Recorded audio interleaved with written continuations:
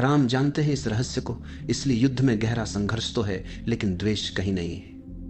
उन्हें पता है कि रावण अलग नहीं है, उसी ऊर्जा का दूसरा छोर है। इसीलिए वे लक्ष्मण को रावण से ज्ञान प्राप्त करने भेज देते। बड़ी कठिनाई पड़ेगी इस बात को स्वीकार करने में कि अच्छाई और बुराई अलग अलग चीजें नहीं है, बल्कि एक ही धारा के दो विस्तार हैं।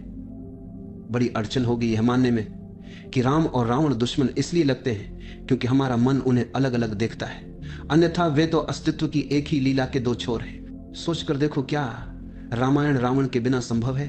अगर तुम मानते हो कि संभव है तो जरा रावण को राम की कथा से हटाकर देखो। जैसे ही रावण को हटाओगे, राम का भी जीवन सूख जाएगा। राम की धड़कनें भी रावण से जुड़ी हैं। रावण गिरेगा तो राम भी गिर पड़ेंगे। राम अकेले खड़े नहीं रह सकते। और अगर यह जुड़ाव इतना गहरा है तो यह कहना कि वे एक दूसरे के विपरीत थे, यह तो नासमझी हुई। जब दोनों का अस्तित्व ही एक दूसरे पर टिका हो तो उन्हें शत्रु मानना सिर्फ हमारे मन की गलती है।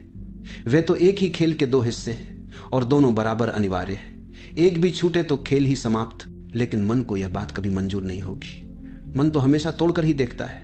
वो कहेगा, कैसी अजीब बात कर रहे हो, राम और रावण कैसे एक हो सकते हैं? वे तो विरोधी हैं, तभी तो युद्ध हुआ। मन कहेगा, अगर वे एक होते तो संघर्ष कहां से आता? लेकिन जरा फिर से सोचो, अगर सचमुच रावण राम का शत्रु था तो रावण को हटाते ही राम और भी उज्जवल होकर प्रकट होने चाहिए। अगर रावण अड़चन था तो उसके जाते ही राम की पूर्ण खिलावट हो जानी चाहिए। पर होता उल्टा है। जैसे ही रावण को पूरी तरह हटा दो, तुम्हें यह भी पता नहीं चलेगा कि कभी राम थे भी। और यही स्थिति उलटी दिशा में भी है। राम बिना रावण की पहचान भी नहीं। अगर दोनों की उपस्थिति परस्पर अनिवार्य है तो हमारी दृष्टि में ही कोई भूल है। यह जो शत्रुता दिखाई देती है, यह हमारी आंख की परछाई है। वस्तुतः वे एक ही शक्ति के दो रूप हैं। गंगा बहती है दो किनारों के बीच। देखने वाले को लगता है दोनों किनारे अलग हैं, लेकिन एक किनारे को हटा दो और फिर गंगा को बहने दो, तुम पाओगे कि गंगा ही समाप्त हो जाएगी। वे किनारे प्रतिस्पर्धा में नहीं है, गंगा उनके बीच से ही जन्म लेती है। किनारे गंगा के विरोधी नहीं, बल्कि उसके लिए उतने ही आवश्यक हैं जितना स्वयं जल। यह स्वीकार करना कठिन है क्योंकि हमारा मन हमेशा चीजों को काट कर देखना चाहता है। हमें सुविधा मिलती है कि राम को अच्छा मान ले, रावण को बुरा घोषित कर दे। गणित साफ हो जाता है, रावण छोड़ देने लायक है, राम पूजने लायक है। यही मन का खेल है। लेकिन जीवन इन सरल गणितों से नहीं चलता। जीवन सब हिसाब उलट देता है। राम जानते हैं इस रहस्य को, इसलिए युद्ध में गहरा संघर्ष तो है लेकिन द्वेष कहीं नहीं है।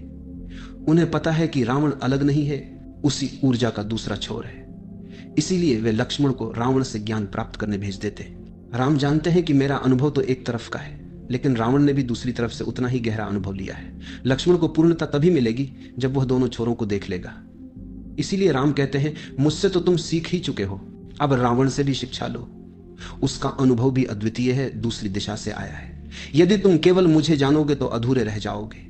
मुझे और उसे दोनों को जानो, तभी अनुभव समृद्ध होगा, सघन होगा। जहां विरोध मिल जाते हैं वहीं अनुभव पूर्ण हो जाता है। लेकिन हमारा मन ऐसा है कि राम की पूजा करेगा और रावण को जला डालेगा। यही तो मन का स्वभाव है, एक को मित्र बनाना, दूसरे को शत्रु मान लेना। जन्म और मृत्यु को देखो, अगर बीच में मन न हो तो कोई विरोध नहीं, पर मन को हटाना कठिन है क्योंकि हमारे पास जानने का साधन ही मन है। और मन जैसे ही आता है, जीवन को दो हिस्सों में काट देता है। एक तरफ जन्म, दूसरी तरफ मृत्यु।